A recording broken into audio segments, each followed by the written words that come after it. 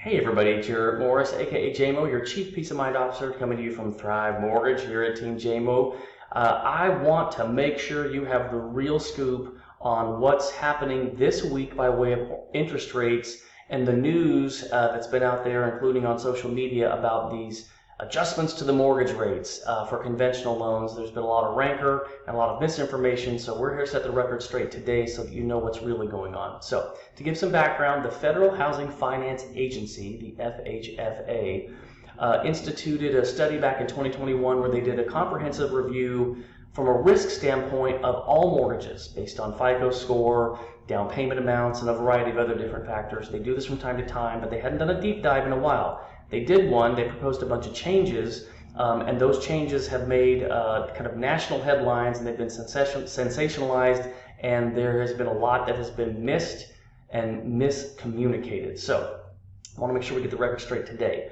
Fannie Mae and Freddie Mac are overseen by the Federal Housing Finance Agency, FHFA, and primary objectives are making sure that they keep risk in check, because obviously we don't want a situation like we had back before the mortgage meltdown and the Great Recession. And then they're also charged with helping affordability. So in evaluating risk, they made some adjustments to this matrix about how rates are determined, but they also did some of that from the standpoint of hopefully trying to help affordability be more attainable for folks, especially in a lower FICO bucket, who may by default have found themselves in a position where it's a little more difficult to approach the homeownership game. So where the problem is that the data was deeply misinterpreted, and while I wish these changes hadn't been made, and there's a few that I think they missed the mark on, they're being blown out of proportion. So first and foremost, lower FICO borrowers, which is to say lower FICO homeowners seeking financing, they are not magically somehow getting a lower cost mortgage. It just means that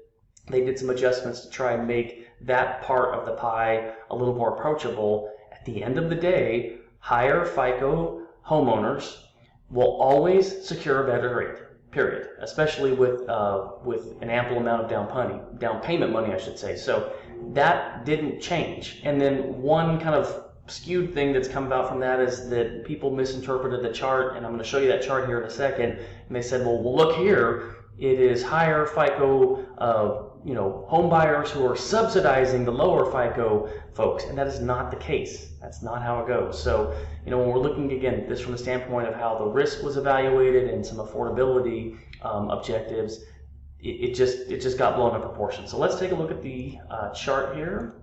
There we go. So this is what, in some form or fashion, has been making its rounds, and it's got everyone kind of in an uproar because people focused on two things. These are the changes from where it was previously. So people zeroed in on this and said, well, my goodness, look at here. For these folks with the higher FICO score, the adjustments are going to change for them, and it's going to help all these down here that didn't ultimately have that same high FICO score. And that's not the case. They're different things, and these folks are not subsidizing these folks. That's not how that goes. So looked at a different way.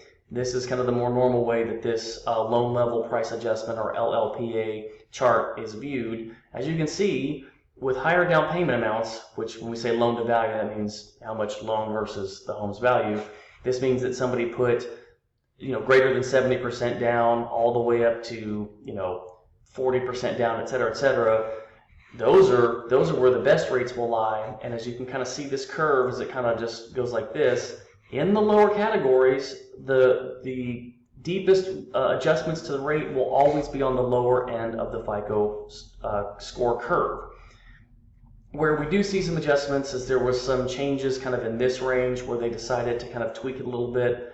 I disagree with that. They must have some reason. We're hopeful we can get some additional feedback on that. But that's where the two have been conflated, and they shouldn't be, because they're not the same thing. So long story short, those with good credit scores, you will continue to kind of receive great rates accordingly.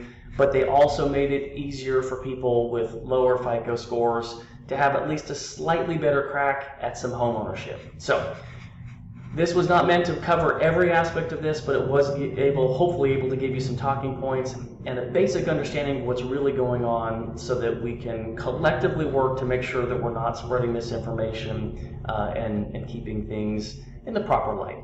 If you or someone you know would like to discuss this, please give us a call. We're never too busy to have these kinds of chats. And do keep in mind, two things I should say that are always important on top of all of this.